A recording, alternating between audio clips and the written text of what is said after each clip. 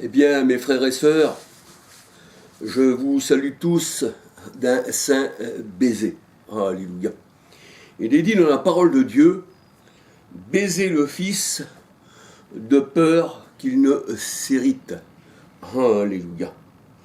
Et nous voyons que de la bouche du Seigneur, eh bien, il sort le souffle, il sort l'esprit. Alléluia. C'est pour ça qu'il dit le Seigneur dans sa parole, je les détruirai par le souffle de ma bouche. Alléluia. Mais nous voyons que le Seigneur, c'est l'époux, et nous sommes, comme la parole de Dieu nous dit, eh bien, l'épouse. Et on se doit, eh bien, spirituellement, eh bien, d'embrasser notre époux. Alléluia. Parce que c'est de sa bouche, eh bien, qu'on reçoit la bénédiction. C'est pour ça qu'il est dit dans la parole de Dieu, eh bien, saluez-vous par un saint baiser. Alléluia. Parce que tout vient de la bouche. La parole de Dieu, elle dit que dans Jérémie 5,14, voici Jérémie, j'ai mis mes paroles dans ta bouche. Alléluia.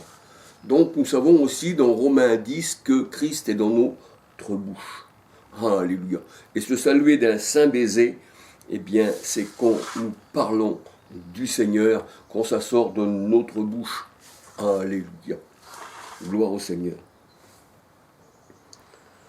D'ailleurs, on voit aussi que Moïse parlait à l'Éternel sans énigme, et lui parlait de face à face, on peut dire, de bouche à bouche. Alléluia. Mais ce n'est pas là le sujet, mes frères et sœurs. Alléluia. Nous allons parler aujourd'hui, eh bien, de la statue de l'idole. Et nous savons que l'idole, elle peut être faite de bois, elle peut être prise, l'idole, eh bien, d'un arbre. On peut prendre l'arbre dans la forêt. La forêt, dans la parole de Dieu, ça représente le monde, ça représente les hommes. C'est pour ça que dans Ésaïe 32, verset 15, il est dit que quand l'Esprit est envoyé d'en haut, eh bien, la forêt, elle se transforme en verger, elle donne du fruit. Alléluia. Et le Seigneur, il considère l'arbre aussi, dans Matthieu 7, verset 15 à 20, comme l'homme épineux, l'homme méchant, le faux prophète. Alléluia. Et nous voyons qu'il y a des statues où il y a des personnes qui ont été dans la forêt, ils ont choisi un arbre qui leur semblait bon, et ils l'ont taillé à leur manière. Voyez-vous, ils en ont fait une idole. Mais le Seigneur nous dit dans sa parole que c'est spirituellement qu'on en juge. Alléluia. Il ne faut pas prendre la parole de Dieu littéralement, il ne faut pas prendre ça à la lettre, comme on va dire, mais c'est spirituellement qu'on en juge. Donc l'idole pour la parole de Dieu peut être à la fois une statue qui est faite en usine, voyez-vous, en usine, un peu comme les catholiques qui, on va dire, achètent leurs statues qui sont fabriquées en usine, des statues qui représentent le pape, parce que la statue représente souvent l'homme. Ça peut représenter aussi des fois des femmes, la statue, et les gens se mettent devant et ils prient à travers la statue, eh bien, soit le pape, soit, on va dire, une femme qu'ils appellent Marie. Voyez-vous, alors Marie, ils ne l'ont jamais connue, hein, ils ne savent même pas ce que veut dire le mot femme dans la parole de Dieu, parce que souvent la femme est aussi considérée comme un homme dans la parole de Dieu. Hein, le Seigneur, il appelle Israël, eh bien, la femme adultère, Israël, la femme adultère, mais aussi on voit que l'Éternel dit « Tu laisseras partir Israël, mon fils premier-né ». Donc, la femme tantôt, Israël peut être une femme adultère qui s'est donnée à ses amants en Égypte, mais peut être aussi le fils premier-né. Alléluia. Donc on voit que pour construire des statues, il faudrait déjà connaître combien qui font des statues, eh bien, paraît-il, de Yeshua, de Jésus. Il faudrait déjà le connaître pour faire une statue qui lui ressemblerait.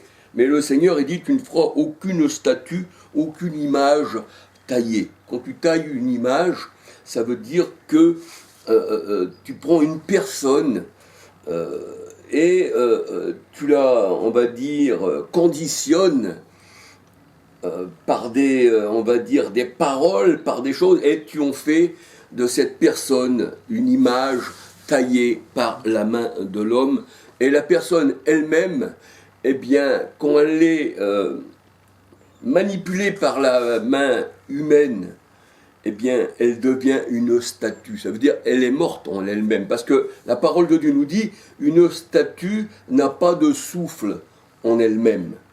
Et la parole de Dieu nous dit que ceux qui fabriquent les statues, qui leur ont fait des yeux, qui leur ont fait une bouche, qui leur ont mis des oreilles, hein, alléluia, parce que pour faire la statue, il faut la faire, mais la parole de Dieu nous dit que la statue, elle a des oreilles, elle n'entend pas, des yeux ne voient pas, et aussi une bouche qui ne parle pas, et un nez qui ne peut sentir. Elle ne saurait ni marcher, ni aussi manger. C'est ce que nous dit la parole de Dieu. Hein. C'est ça la statue. Alors ça, ce sont des, on va dire, ce sont des gens qui font des images. Hein, ils prennent les personnes, ils les taillent à leur manière, un peu comme les francs-maçons. Hein, nous voyons que les francs-maçons, on voit même aussi Macron, hein, dans son bureau, il a une pierre brute qui représente, eh bien, cette pierre, ça peut représenter le monde qu'il faut tailler à sa manière, ou l'homme qu'on va tailler à sa manière, en le conditionnant, eh bien, dans la mentalité, eh bien, de ceux qui taillent la pierre. C'est pour ça que le Seigneur il dit, celui qui taille la pierre, celui qui fait une idole, ressemble à l'idole. Lui aussi, il a des yeux qui ne le voient pas. Lui aussi, il a des oreilles qui n'entendent pas. Et lui aussi, il a une bouche qui ne parle pas. Et le Seigneur, il dit, ce sont des choses de néant. Alléluia. Donc, on peut voir dans la parole de Dieu que l'idole peut être un morceau de bois, hein, qu'on taille, soit en usine, soit il y a des sculpteurs sur bois, alléluia. Mais aussi spirituellement, ça veut dire beaucoup de choses. Et la parole de Dieu nous dit, c'est spirituellement qu'on en juge. Alléluia. Alors, on prend ceci spirituellement. Alléluia. Alors, on peut regarder dans Deutéronome 4, versets 15, 16, 17, 18, 19, 28. Deutéronome 4, 15, 16, 17, 18, 19, 28. Alléluia. Je vais fermer la porte parce que comme il y a le train qui passe à côté, eh bien, ça fait du bruit. Alléluia.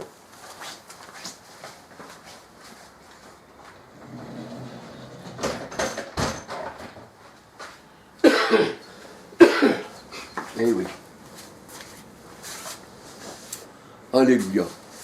Donc, on va essayer de voir l'idole. Elle peut être d'or, elle peut être d'argent, elle peut être de bois, elle peut être de pierre, elle peut être de toutes sortes de matériaux, hein, et ceci représente l'homme dans la parole de Dieu. Alors il est dit dans la parole de Dieu, tu ne mettras pas d'idole dans la maison de Dieu, aucune statue, aucune idole. Ceci est écrit dans 2 Chroniques, pardon, je vais mettre ceci un peu plus loin.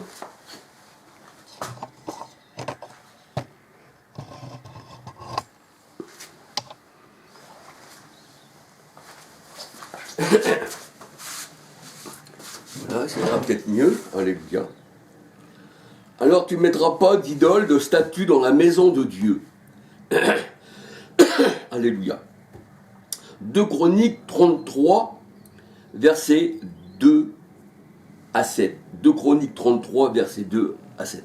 Pourquoi ? Parce que la statue qui représente l'homme, et qui l'homme, pour la parole de Dieu, est aussi une statue, surtout ceux qui ne peuvent voir, ni entendre, ni parler, eh bien ces gens-là, comme ils ne peuvent ni entendre, ni voir, ni parler, ils ne doivent pas être dans la maison de Dieu. Le Seigneur n'a pas besoin d'idole, de statue, de personne qui est morte dans la maison de Dieu. Parce que l'idole, la parole de Dieu nous dit, n'a aucun souffle en elle-même. Ça veut dire qu'elle n'a pas l'esprit. Alléluia. Alors, c'est vrai qu'une idole, c'est fabriquer, la parole de Dieu nous dit, c'est une statue qui est fabriquée, eh bien, par des mains humaines. Alléluia.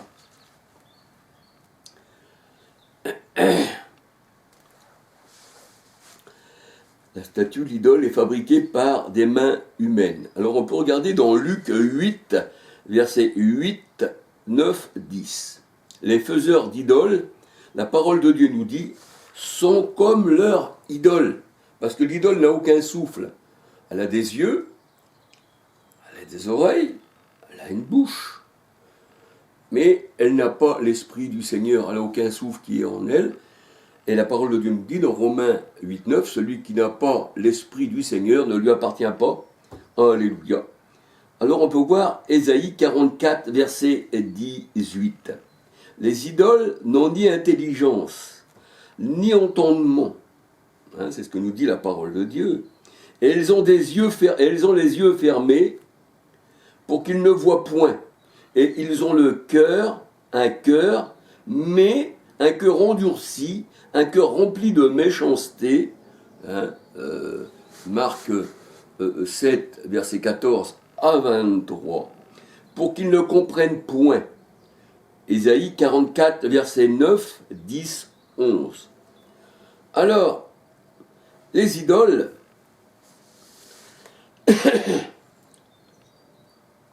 les idoles, la parole de Dieu nous dit, sont de l'argent et de l'or. Alléluia. Psaume 115, verset 4. Les idoles sont de l'argent et de l'or. Ici, l'idole, l'argent, l'or, représente l'homme. Alléluia. Malachie 3, versets 2, 3, 4. Zacharie 13, versets 8, 9, 10. Lamentation 4, versets 1, 2, 3. Alléluia. Osée 8, verset 4. Jérémie 6, versets 28 à 30. Ézéchiel 22, 18. Alléluia. Alors, l'idole peut être du bois, que tu ne dois pas mettre à côté de l'autel. C'est là où se fait les sacrifices, c'est là où on présentait eh bien, les brebis au Seigneur. Nous voyons ceci dans Malachie 1, versets 6 à 14. Il y en a qui présentaient des brebis qui représentent les hommes dans la parole de Dieu. Les brebis représentent des hommes dans la parole de Dieu, dans Ézéchiel 34, verset 31. Eh bien, on voit qu'il y en a qui présentaient des brebis malades, aveugles, boiteuses, qui n'entendaient pas ici et ça. Et ça, ces brebis-là ne devaient pas rentrer dans l'assemblée du Seigneur. Alléluia. Pour le Seigneur, ces brebis-là étaient mortes, spirituellement mortes. Tu parais être vivant, mais tu es mort. Et le Seigneur dit, donne-les, ces brebis-là, eh bien, aveugles, malades, à ton Baal. Alléluia. Parce que ça, ces brebis-là, c'était plutôt pour Baal, en fait. Alléluia. Alors, on voit que l'or et l'argent, ce sont des hommes, en fait. Zacharie 13, versets 8, 9, 10. Lamentation 4, versets 1, 2. Alléluia. Alors, Deutéronome 16, 21, 22. Tu ne mettras pas d'idole à côté de l'autel de l'Éternel. Alléluia. Tu ne mettras pas d'idole de bois, mais aussi des idoles, eh bien, on va dire, de pierre. Lévitique 26, verset 1, 20. Alléluia. Etc. On suit Lévitique 26, 1, 20, et vous pouvez lire plus loin, si vous voulez. Alléluia. Alors, les idoles sont fabriquées par la main des hommes. C'est ce que nous dit la parole de Dieu, alléluia. Ésaïe 45, verset 16.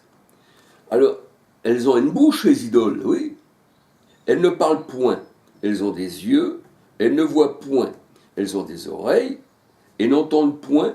Elles ont un nez et ne sondent point. C'est pour ça que le Seigneur il nous dit que si quelqu'un avait un nez camus, alléluia, ne pouvait pas rentrer dans l'assemblée de l'Éternel. Alléluia. J'ai mis les versets un peu plus loin. Alléluia. Excusez-moi mes frères, je suis un peu pris des branches. Alors, elles n'entendent point, elles ont un nez, elles ne sentent rien. Des pieds, elles ne marchent pas. Et elles ne produisent aucun son dans leur gosier. Et là, le Seigneur, il nous dit que ceux qui font des idoles, ils ressemblent à l'idole. Ils ressemblent à l'idole. Ceux qui fabriquent les idoles ressemblent à leurs idoles. Et tous ceux qui se confient en elles, aux idoles, alléluia, eh bien, ressemblent aussi aux idoles. Ils ont des yeux, des oreilles, un nez, une bouche, mais ils ne comprennent pas du cœur que l'idole, eh bien, est morte. C'est-à-dire, il s'adresse à des choses mortes, il s'adresse aux morts. C'est pour ça que le Seigneur dit, tu n'interrogeras pas les morts, ni les devins. Alléluia. Parce que le Seigneur dit, pourquoi recherchez-vous celui qui est vivant parmi les morts? Alléluia. Alors elles ont des pieds, ces idoles. On leur a mis des pieds. C'est spirituellement, alléluia. Ils ont un gosier. Et le Seigneur dit, ils leur ressemblent ceux qui les fabriquent et ceux qui se confient en elles. Dans le psaume 115, versets 4 à 8. Psaume 115, versets 4 à 8. Apocalypse 9, verset 20, les idoles sont considérées comme des démons dans la parole de Dieu. Et Judas, la parole de Dieu nous dit, était un démon. Jean 6, verset 70. Alléluia. L'idole, je dirais, est le type de ceux qui ne comprennent pas les paroles du Seigneur. Le Seigneur disait aux pharisiens qui avaient annulé les commandements de Dieu pour des traditions humaines, pourquoi vous ne comprenez pas mes paroles? Vous ne les comprenez pas parce que vous êtes du diable, vous êtes des démons, des satans. Jean 8, versets 43-44. Et là, on voit que le Seigneur, quand il parle à ses disciples, eh bien, les disciples demandent, mais Seigneur, pourquoi tu te révèles à nous, mais pas au monde? Et le Seigneur, il prend encore le monde, eh bien, qui ne connaît rien, le Seigneur les prend aussi pour des idoles. C'est pour ça qu'il dit, le monde a des yeux, a des oreilles, a une bouche, mais ils ne comprennent pas du cœur. Donc ce sont aussi des idoles, le Seigneur parle de ça, alléluia, dans Matthieu 13, versets 10, 11 à 17. Jean 12, verset 39 à 43. Alléluia. La parole de Dieu nous dit que c'est même le Seigneur lui-même qui leur a fermé les yeux, les oreilles et la bouche. Il est même dit, et il ferma la bouche aux pharisiens. Et ils ne savaient plus quoi répondre. Donc le Seigneur ferme la bouche aux idoles et elles ne peuvent plus parler. Alléluia. Alléluia. Gloire au Seigneur. Alléluia. En fait, l'idole représente l'homme. Alléluia.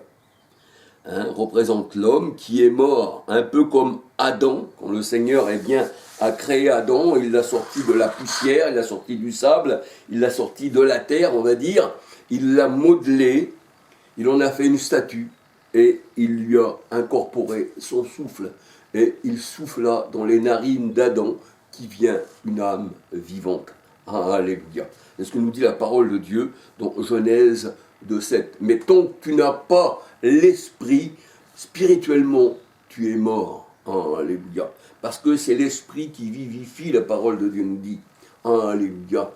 Dans Jean 6, 63. Les paroles que je vous ai dites, dit le Seigneur, sont esprit et vie. Quand il parlait, eh bien, qu'on devait manger son corps et boire son sang. C'est spirituellement qu'on en juge. C'est ça, manger le corps du Christ. c'est manger la parole faite chair. C'est pas manger simplement ce qui serait sur une table, un vin et puis un bout de pain qu'on aura acheté au magasin. C'est pas ça.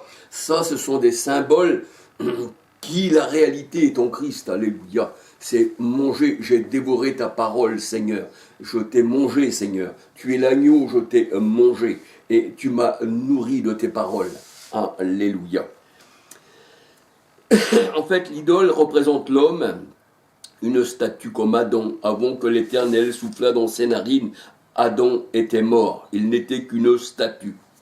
Ainsi en est-il d'une idole, d'une statue. La parole de Dieu nous dit, il n'y a aucun souffle qui l'anime. La statue n'a pas de souffle.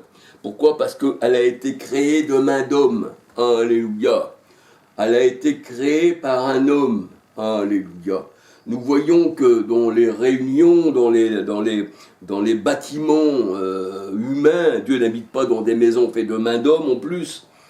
Eh bien, nous voyons que là, il y a de faux pasteurs, il y a de faux enseignants qui parcourent, c'est-à-dire le monde, pour faire des statues, pour faire des idoles.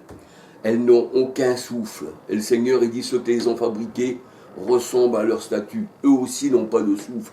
Eux aussi n'ont pas des yeux pour voir. Donc, l'idole et celui qui l'a fabriqué, eh bien, sont deux personnes qui sont mortes pour le Seigneur. Alléluia. Elle n'a aucun souffle, l'idole. Jérémie 10, verset 14. Elle n'a pas l'esprit du Seigneur. Ce sont des hommes 2 fois morts, déracinés, des arbres d'automne, le Seigneur nous dit, auxquels l'obscurité des ténèbres est réservée. Jude 12, verset 13 à 19. Elles n'ont